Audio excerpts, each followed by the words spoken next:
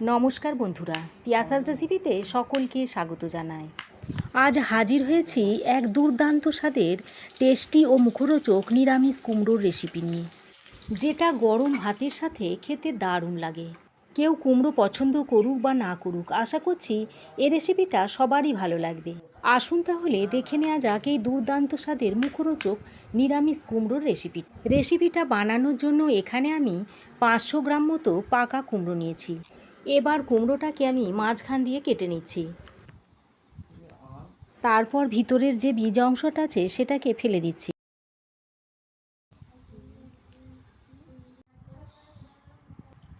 তারপর মাঝে মাঝে এইভাবে অল্প অল্প খোসা রেখে রেখে কুমড়োটাকে আমি ছাড়িয়ে নিচ্ছি।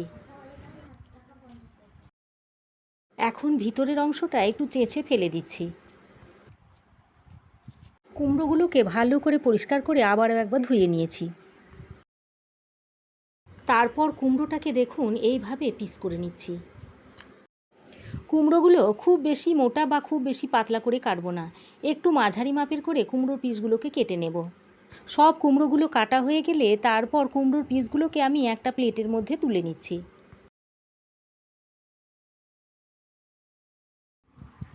দেখুন সব কুমড়োগুলো এভাবে পিস করে একটা প্লেটে তুলে নিয়েছি। এবার কেটে নেওয়া কুমড়ো পিসের মধ্যে দিয়ে দিচ্ছি স্বাদ মতো নুন, দিয়ে দিচ্ছি অল্প একটু হলুদ গুঁড়ো, আর দিয়ে দিচ্ছি ছোট চামচের হাফ চামচ মতো কাশ্মীরি লঙ্কার গুঁড়ো। এবার এর মধ্যে দিয়ে দিচ্ছি 1 চামচ মতো বেসন। বেসনটা দিলে কুমড়োর মধ্যে মশলার কোটিংটা খুব সুন্দরভাবে হয়ে যাবে। এবার এর মধ্যে দিয়ে দিচ্ছি 1 টুকরো পাতিলেবুর রস। এবার নুন, হলুদ, লঙ্কা, বেসন ও পাতিলেবুর রসটা দিয়ে হাতের সাহায্যে খুব ভালো করে কুমড়োর সঙ্গে মাখিয়ে নিচ্ছি। কুমড়োর মধ্যে মশলা খুব ভালোভাবে মাখানো হয়ে গেলে এবার কড়াই গরম করে দিয়ে দিচ্ছি সর্ষের তেল।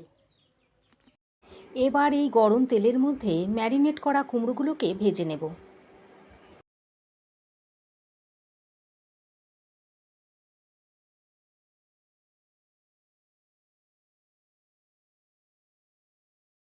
মিডিয়াম টু হাই হিটে কুমড়োগুলোকে ভালো করে নেড়েচেড়ে লালচে করে ভেজে নিতে হবে।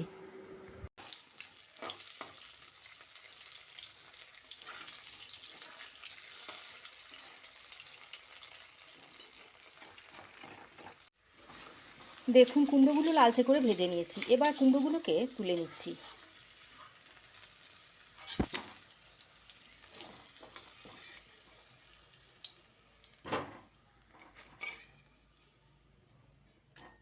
ওই একইভাবে বাকি কুমড়োগুলোকেও ভেজে নেব।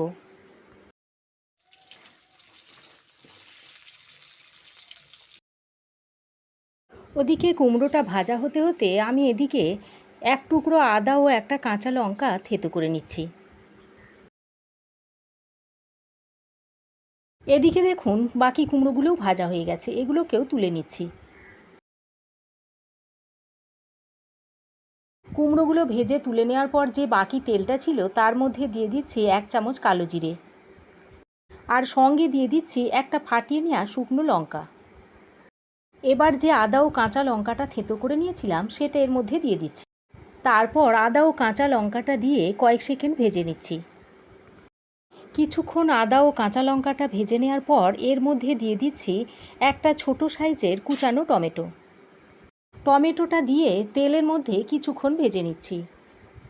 টমেটোটা দিয়ে কিছুক্ষণ ভেজে নেওয়ার পর এর মধ্যে দিয়ে দিচ্ছি স্বাদ মতো নুন, দিয়ে দিচ্ছি 1/4 চামচ হলুদ গুঁড়ো, হাফ টিস্পুন দিয়ে দিচ্ছি জিরে গুঁড়ো, হাফ টিস্পুন দিয়ে দিচ্ছি ধনে গুঁড়ো, আর রঙের জন্য দিয়ে দিচ্ছি অল্প একটু কাশ্মীরি লঙ্কার গুঁড়ো।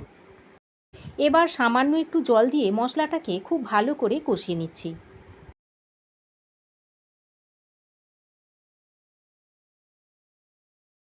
মশলাটা কষাতে কষাতে এখানে শিলের মধ্যে নিয়ে নিচ্ছি 1 চামচ হলুদ ও কালো সর্ষে, আর দিয়ে দিচ্ছি 1 চামচ মৌরি।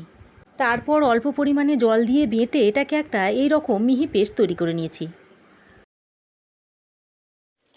এদিকে ততক্ষণে দেখুন মশলাটা খুব ভালো করে কষিয়ে নেওয়া হয়ে গেছে। এবার মশলাটা ভালো করে কষিয়ে নেওয়ার পর এর মধ্যে দিয়ে দিচ্ছি ভেজে রাখা কুমড়োগুলো। কুমড়োগুলো দিয়ে মশলার সঙ্গে ভালো করে মিশিয়ে নিচ্ছি।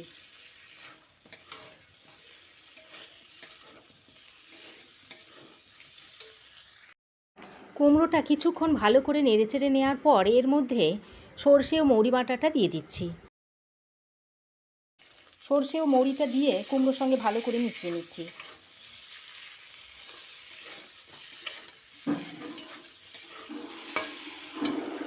এবার এর মধ্যে হাফ বাটি মতো গরম জল অ্যাড করে দিচ্ছি। জলটা দিয়ে ভালো করে মিশিয়ে নিচ্ছি।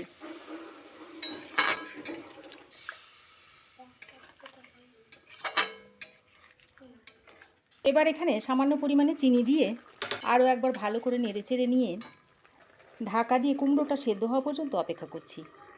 দেখুন, ঢাকা দিয়ে 5-6 মিনিট মতো রান্না করে নিয়েছি। 5-6 মিনিট রান্না করে নেওয়ার পর দেখুন কুমড়োগুলো খুব ভালোভাবে সেদ্ধও হয়ে গেছে। তার মানে রান্নাটা এখন প্রায় হয়ে এসেছে। এবার এই পর্যায়ে কিছু কুচনো ধনেপাতা দিয়ে দিচ্ছি আর অল্প একটু পাতিলেবুর রস দিয়ে দিচ্ছি। ধনেপাতা ও পাতিলেবুর রসটা দিয়ে আরও একবার ভালো করে মিশিয়ে নিচ্ছি। তারপর ঢাকা দিয়ে আরও 2 মিনিট স্ট্যান্ডিং টাইমে রাখার পর সার্ভ করে দেব। দেখুন, কুমড়োর তরকারিটা আমি এখন একটা প্লেটে সার্ভ করে দিচ্ছি। তো বন্ধুরা, আমার এই আজকের নিরামিষ কুমড়োর রেসিপি আপনাদের কেমন লাগলো অবশ্যই কমেন্ট করে জানাবেন। ভালো লাগলে একটা লাইক ও শেয়ার করবেন।